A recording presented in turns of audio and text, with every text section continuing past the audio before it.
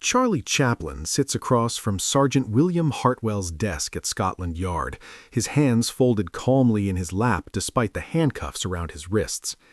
The sergeant leans forward aggressively, pointing a thick finger. "Mr. Chaplin, you're under arrest for theft of valuable film equipment from Paramount Studios. We have witnesses." What Charlie reveals in the next 4 minutes doesn't just clear his name. It exposes a conspiracy that reaches the highest levels of the film industry and proves that sometimes the best alibi is simply being exactly who you appear to be. Scotland Yard, London, March 12, 1925. Thursday afternoon, 2:15. The Metropolitan Police headquarters buzzes with the controlled chaos of criminal investigations. Typewriters clatter in distant offices. Telephone bells ring with reports from across London. The building smells of strong tea, cigarette smoke, and the particular institutional staleness of government buildings that process human misery on an industrial scale. Charlie arrived at Scotland Yard 20 minutes ago in the back of a police wagon, escorted by 2 constables who treated him with the professional courtesy reserved for celebrity suspects. One moment he was walking out of the Savoy Hotel after lunch with his business manager, the next he was surrounded by officers with an arrest warrant bearing his name. Sergeant Hartwell sits behind a wooden desk scarred by 15 years of interrogations. A veteran of the Metropolitan Police, he's questioned everyone from petty thieves to international smugglers. At 45, he takes pride in his ability to read people, to separate truth from performance, to cut through whatever facade suspects present. But Charlie Chaplin presents a unique challenge.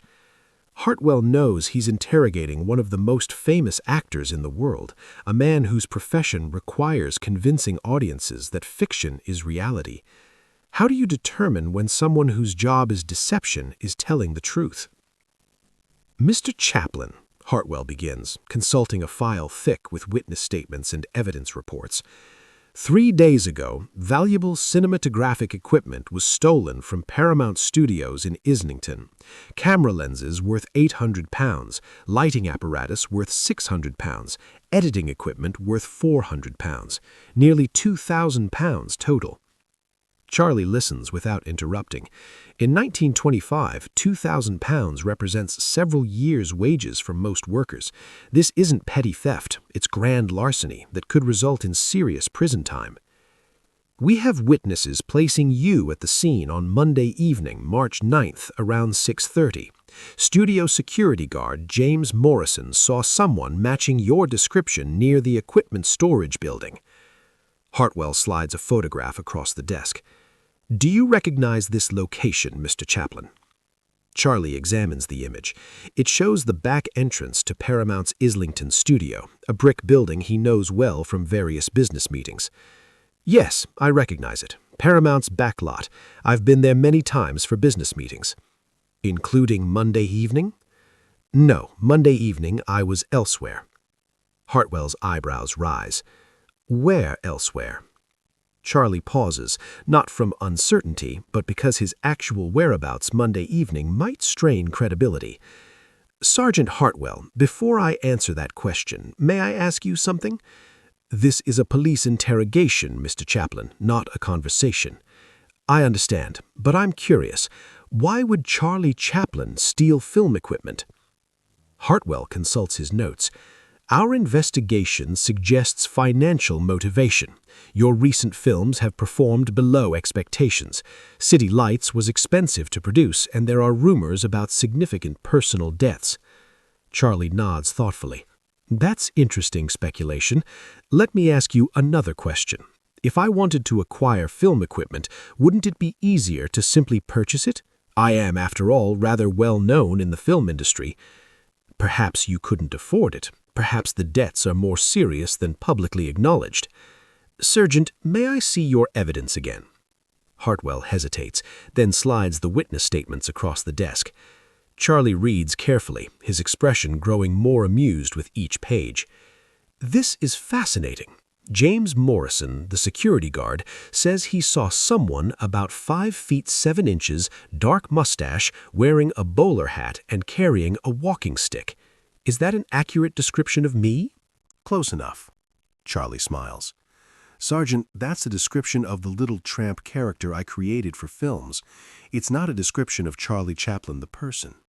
Hartwell frowns. What's the difference? The difference is that Charlie Chaplin the person doesn't walk around London in costume. The little tramp exists only on film sets and during public appearances where I'm performing the character. Charlie leans forward slightly. Sergeant, when was the last time you saw me in public? I haven't seen you in public, Mr. Chaplin, but I've seen your films. Exactly. You know the character, not the person. James Morrison saw someone who looked like the little tramp, but on Monday evening I wasn't performing the little tramp anywhere. Hartwell checks his notes again. The witness was quite specific about the mustache and walking stick. Sergeant, how many people in London do you think own bowler hats and walking sticks? How many thin men have dark mustaches? The little tramp costume isn't unique to me. It's a collection of common clothing items that I assembled into a recognizable character. Charlie sits back. Someone wanted you to think I was at Paramount Monday evening. They dressed as the little tramp specifically to implicate me in this theft. That's quite a conspiracy theory, Mr. Chaplin. Is it? Let me tell you where I actually was Monday evening, and you can verify every detail. Charlie pauses dramatically. Monday evening, I was at Bethnal Green Workhouse visiting my mother. Hartwell's expression changes. This isn't what he detected. Your mother lives in a workhouse. My mother suffers from mental illness. She's been in institutional care for several years. I visit her every Monday evening when I'm in London, have done so for the past 8 months without exception. Charlie continues. Monday evening, March 9th, I arrived at Bethnal Green at 6 and remained until 8:30. I spoke with Dr. Margaret Thompson, the supervising physician. I had tea with my mother in the common room. Sister Catherine Murphy, the evening nurse, can confirm my presence. Hartwell makes notes rapidly. This is easily verifiable information. Furthermore, Charlie adds, I was accompanied by my personal assistant, Robert Williams, who drove me there and waited outside.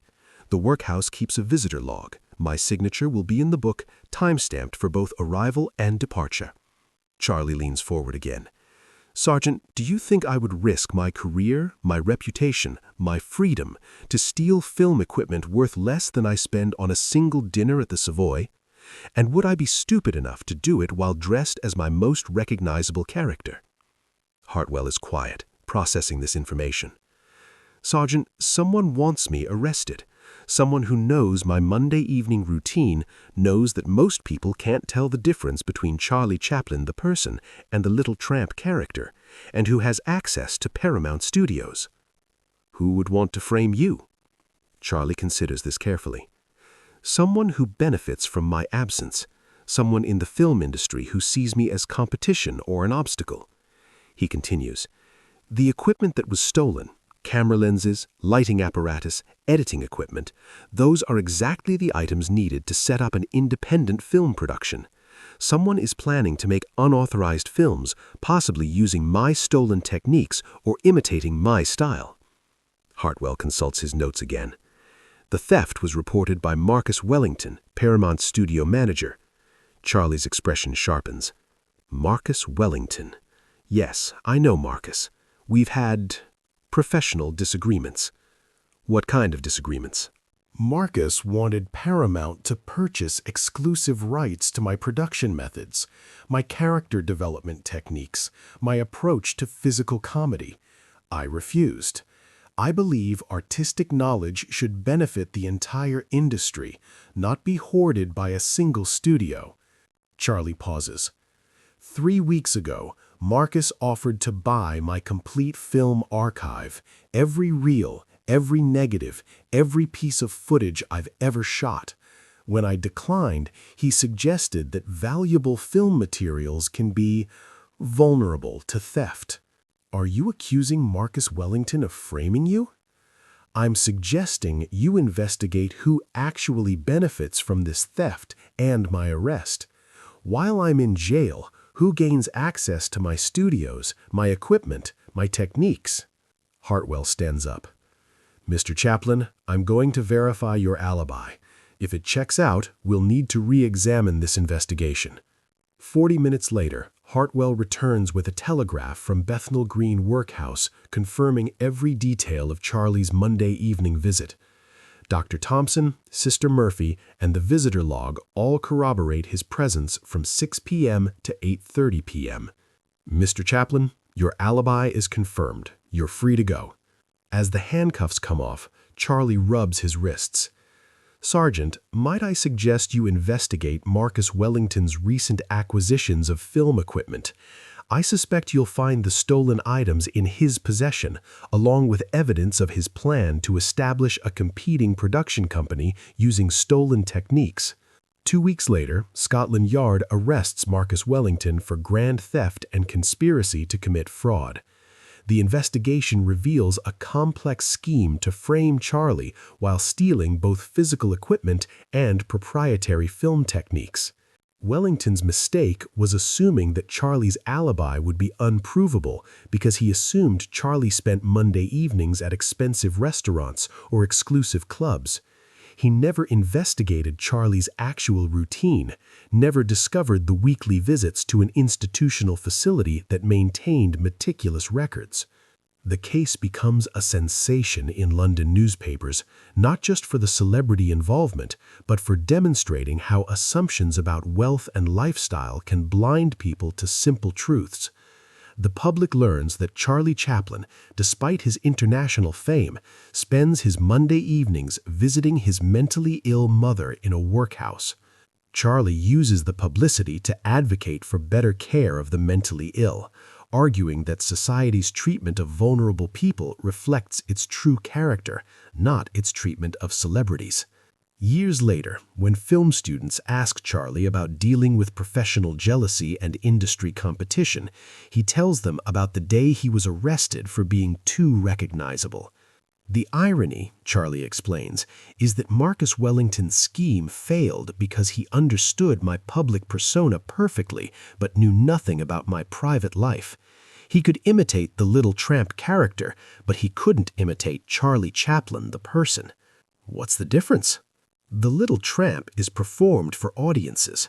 Charlie Chaplin, the person, is lived for the people who matter most: family, friends, those who need care and can't demand it. Wellington could steal my techniques and equipment, but he couldn't steal my motivations. The 4 minutes Charlie spent explaining his Monday evening routine to Sergeant Hartwell didn't just clear his name, it exposed the difference between celebrity image and personal truth. Sometimes the best alibi isn't being somewhere impressive, it's being exactly where your character requires you to be, doing exactly what your conscience demands, regardless of who's watching or whether anyone will ever know. Wellington spent 2 years in prison, not just for theft, but for the arrogance of assuming that fame means never having to account for your time to anyone, including your mother.